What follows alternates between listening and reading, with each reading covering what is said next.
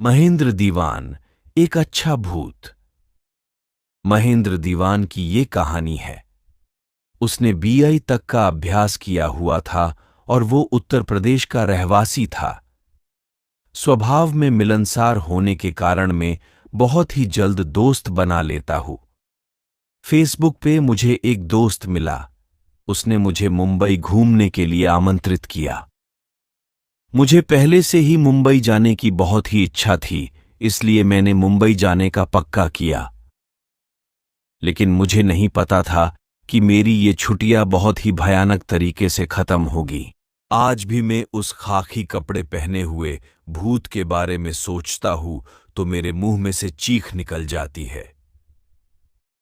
मुंबई में मेरे दोस्त प्रतीक ने रेलवे स्टेशन के पास वाला घर पे मुझे रहने के लिए जगह दिया। 10 दिन की छुट्टियों में जुहू चौपाटी, महालक्ष्मी मंदिर, गेटवे ऑफ इंडिया देखने का नक्की किया। प्रति नौकरी करता था, इसलिए उसके पापा को दोपहर का खाना देने जाने को मैंने मदद करने का नक्की किया। मुझे नहीं पता था कि दोस्त के पिताजी की ये मदद मुझे बहुत ही भारे पड़ने वाली थी। मैं मीरा रोड से टिफिन लेके जा रहा था। अचानक मेरी नजर दाईं और खाकी कलर के कपड़े पहने हुए एक आदमी पे पड़ी। मुझे लगा कि वो एक रेलवे का कर्मचारी होगा। मैंने उसको देखकर अपना सिर थोड़ा हिलाया और उसने भी अपना सिर हिलाया। लेकिन मैं जैसे ही आगे बढ़ा, वो आदमी भी रेलवे के पाटे पे आगे आगे चलने लगा। अब मुझे डर के कारण पसीना होने लगा। कन्यों की मुझे लगा कि वो मानसिक रूप से अस्वस्थ है या फिर वो मुझे मर के लूट लेना चाहता है। मैंने अपनी चलने की स्पीड बढ़ाई तो उस आदमी ने भी मेरे साथ दौड़ने लगा। दौड़ते दौड़ते अचानक उसने एक पत्थर उठा लिया और दूसरे हाथ में पहले से ही एक लकड़ी थी।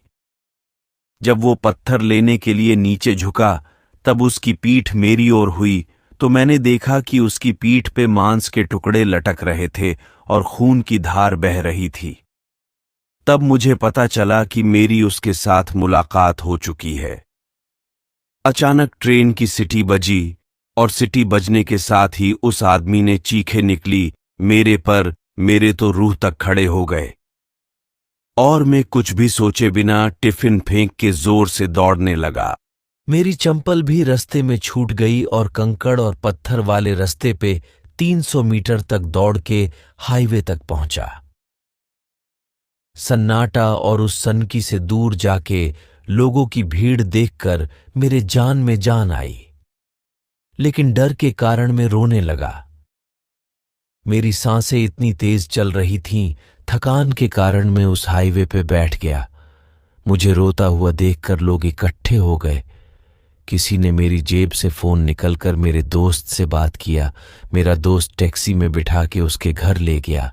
प्रतीक के पिताजी ने मुझे उस रेलवे ट्रैक के पास भटकता हरिया नाम के भूत की दुर्घटना वाली बात बताई।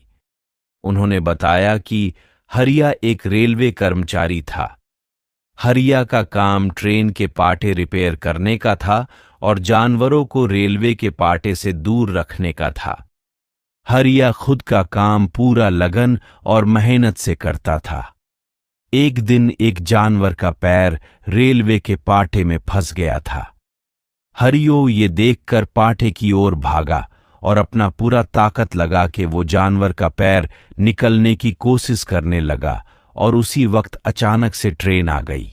लेकिन बहुत ही कोशिश के बाद हरियो उस जानवर का पैर पाटे में से निकाल तो दिया, लेकिन ट्रेन की आवाज के कारण घबरा गया हुआ जानवर ने अपने सींग से हरिया को उछाड़ के पाटे पर फेंक दिया और हरिया की पीठ पर से ट्रेन गुजर गई।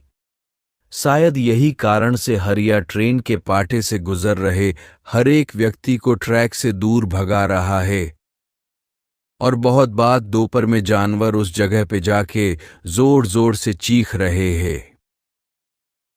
शायद उनको भी डरा के हरियो रेलवे पाटे से दूर भगाना चाहता है ताकि किसी के साथ उसके जैसी दुर्घटना ना हो। 10 दिन की छुट्टियां 4 ही दिन में पूरी करके मैं ट्रेन के बदले बस से वापस अपने गांव चला गया।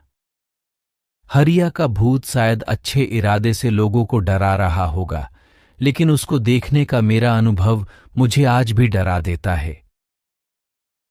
दोस्तों, आपको ये कहानी कैसी लगी प्लीज हमें कमेंट करके जरूर बताएं।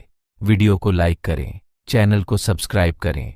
मिलते हैं एक और नई ऐसी ही डरावनी कहानी के साथ। वीडियो को पूरा देखने के लिए धन्यवाद। आपका दिन शुभ हो।